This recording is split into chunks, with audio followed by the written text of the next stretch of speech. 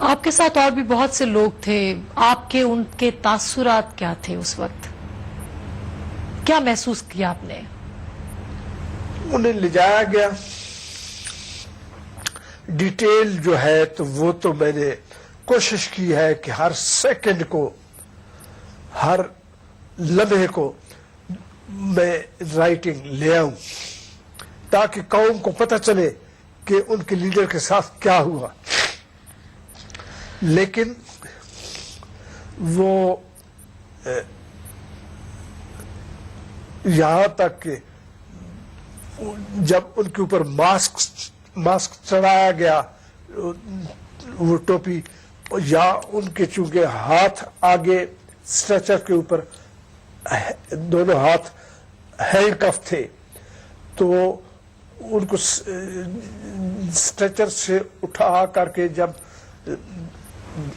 وہ پھانسی گھاٹ کے اوپر کھڑا کیا گیا تو ان کے ہاتھ کھول کر کے پیچھے لے جائے گئے اور پیچھے پھر ہینڈ کف کر دیا گیا. تو وہ چونکہ لوہے کی ہتھکڑیاں تھیں تو ان سے ان کے ہاتھوں، ان کی کلائیوں کو بڑی سخت تکلیف ہوئی ہوگی. تو انہوں نے یہ کہا، یہ مجھے، چونکہ میں ان کے نزدیک ترین آدمی تھا، لیکن اس کے علاوہ لفظ ان کے منہ سے نہیں نکل سکا. میں یہی سمجھا کہ یہ شاید یہ کہہ رہے تھے کہ ان کے ہتھکڑیاں ادھر سے جب ہاتھ پیچھے لے جایا گیا اور پھر دوبارہ ہتھکڑیاں لگائی گئی ان کو، تو وہ شاید ان کو تکلیف کر دے رہی تھی، یا ان کے اوپر جو پھانسی لگانے سے پہلے ایک ٹوپی چڑھاتے ہیں اور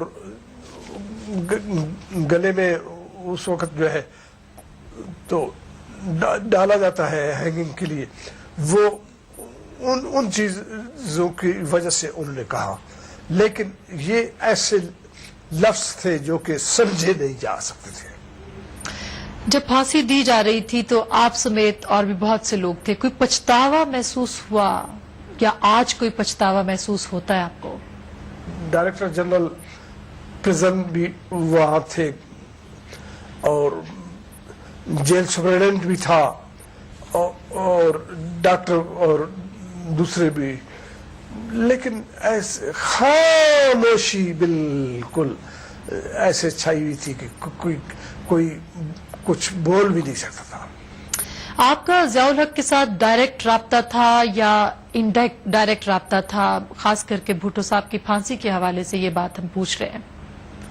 میں نے کتاب میں بڑا کلیئرلی لکھ دیا ہے کہ ڈاکٹر جنرل ضیاء الحق صاحب کے ساتھ میرا ڈائریکٹ کوئی رابطہ نہیں تھا. وہاں ایس ایم ایل اے جو سب مارشل ایڈمنسٹریٹر ہوتا تھا، 111 بریگیڈ 111 بریگیڈ کمانڈر، ان کا، اور وہ پھر مجھے پاس کرتے تھے جیل میں، وہ رابطہ تھا. بتائیے گا کیا کال کوٹری جو تھی وہ بگڈ ہوتی تھی؟ اس کو بگ کیا جاتا؟ وہ پوری بگ تھی اور سوائے کاغذات کے ایسی آواز کے وہ باقی کچھ نہیں سنائی دیتا تھا. اور ادھر بھی کوئی ایون وسپرنگ بھی آپس میں جو سرگوشی کوئی کرتا ہے وہ بھی آواز نہیں آتی تھی، اس کو بھی سنا جاتا تھا. شام کے وقت، جس وقت کے بھٹو صاحب کو باہر اپنے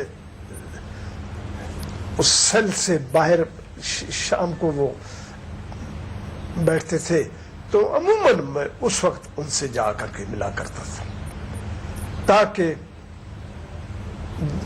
یہ جو بگنگ کا حساب کتاب تھا اس میں میری اور بھٹو صاحب کی آپس کی بات چیت نہ آ سکے. ایک غلط تاثر تھا کرنل صاحب کے بھٹو صاحب نے رحم کی اپیل کی تھی یا وہ صلح چاہتے تھے. آپ قریب ترین تھے، حقائق کیا ہیں اس کے؟ نہیں، کوئی بھٹو صاحب نے رحم کی اپیل یا پرسنل اپنا ملنا جنرل زیاد صاحب سے، کوئی بھٹو صاحب نے ایسی کوشش نہیں کی کبھی بھی. آپ یہ بتائیے گا کہ جب قائد عوام کو پھانسی دی جا رہی تھی، یہ لمحے بڑے ہی دردناک لمحے ہیں ایون ابھی بھی پاکستان کی قوم کے لیے. اب بھی جب آپ محسوس کرتے ہیں تو آپ کی کیا حالت ہوتی ہے، کس طرح سے اس کو محسوس کرتے ہیں آپ؟ اللہ تعالی کسی کو وہ وقت نہ دکھائے. میں اللہ کی پناہ مانگتا ہوں بس. آپ کس کو ذمہ دار ٹھہراتے ہیں کرنل صاحب اس تاریخی حادثے کا، واقعے کا، قتل کا؟ کون ذمہ دار ہے؟ ہمارا سپریم کورٹ ججز جو تھے ان کے سامنے چلی یہ ان کی اپیل اور سارا کیس ان کے سامنے تھا، لیکن آخرکار پھر بھی انہوں نے جو ہے ان کو پھانسی کا حکم دے دیا. اللہ تعالی ہمارے ان کورٹس کو اللہ تعالی ہی سیدھے راستے پر لگائے.